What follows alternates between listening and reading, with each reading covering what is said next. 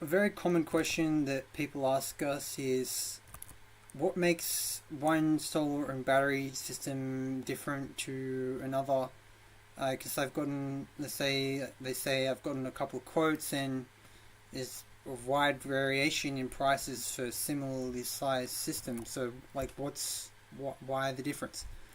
So, in response, like, I would say, well, I mean, if you really had to think about it, what do you feel some of the differences could be? I'm sure you understand that not all solar and battery companies are the same.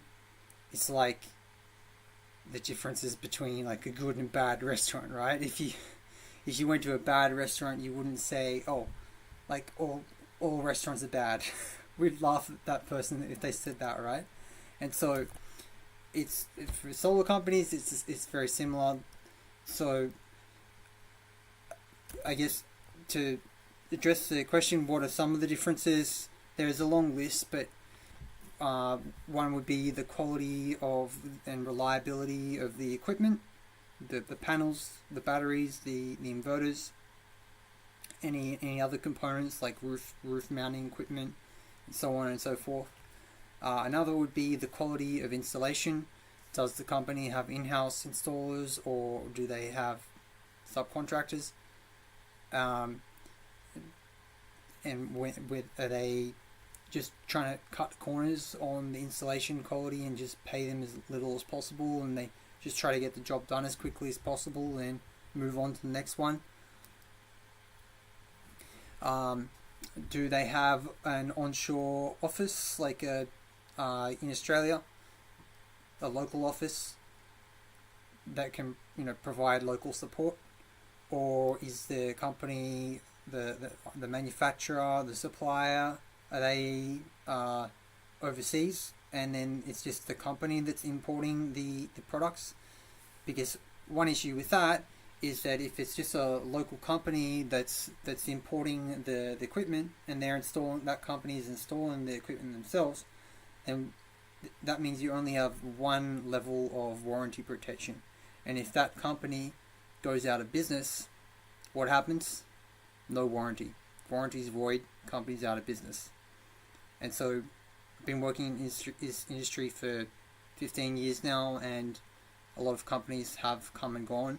There were roughly 700 companies that went out of business solar companies that went out of business between 2011 and 2019. Okay, so often these companies, they were no-name brands, or um, just didn't have as much of a reliability or the amount of customer satisfaction. And so what happened was that they end up getting a lot of complaints, these companies, and because of the equipment was less reliable. And so they ended up going out of business because when they got more complaints, nobody wanted to continue doing business with them, right? And so once they went out of business, then once the system failed that the company installed, they couldn't go to them to get it replaced by that company. And so they have to go to another company to get it replaced, and it can't get repaired because nobody wants to take on liability for repairing a system that somebody else has installed and that company's gone out of business, right? So they end up having to do what? They end up having to pay twice to get it replaced, and that ends up costing them more over the long run. And when they go to replace it, with the federal battery rebate, you can only claim the federal battery rebate how many times? Only once for each property. So if you get a cheap battery and it ends up failing, then when you go to get another battery to replace it, you end up having to spend more because you can't get the federal battery rebate for a more reliable battery, and so it ends up costing quite a lot more. So a lot of people, they're not really aware of these issues when they're looking into it, and so we consider it our duty of care to help them to become more aware of these issues, because we want our customers to be satisfied for the long term, and that's why we could get cheaper equipment from our suppliers, but we don't, because quite frankly we can't afford the impact it would have on our business if customers came at us all hot and bothered with having more issues with less reliable products.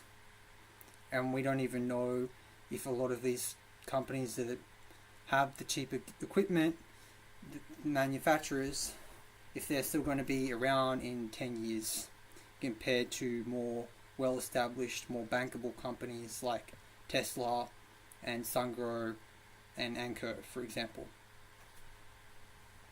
So there's some of the differences. So just to recap: quality of the equipment, how the level of warranty protection, is there a local office for the manufacturer, for the supplier, for the installation company?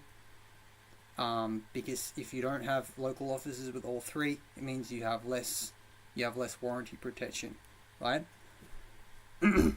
Then installation quality: do they have in-house installers or subcontractors? What do the installation timeframes look like? Do they take months to get it installed, or is it done in a couple of weeks, in a couple of days? Because if it takes months, what's that? The impact means it's going to cost you more on electricity bills while you wait, and also more time and hassle with chasing the company up once you pay the deposit. What else? The level of customer support. How proactive is the company with monitoring the system to proactively take action if there is an issue, or are they retroactively fixing issues once the customer contacts the company? And so if they do, what do their response times look like with responding to any issues?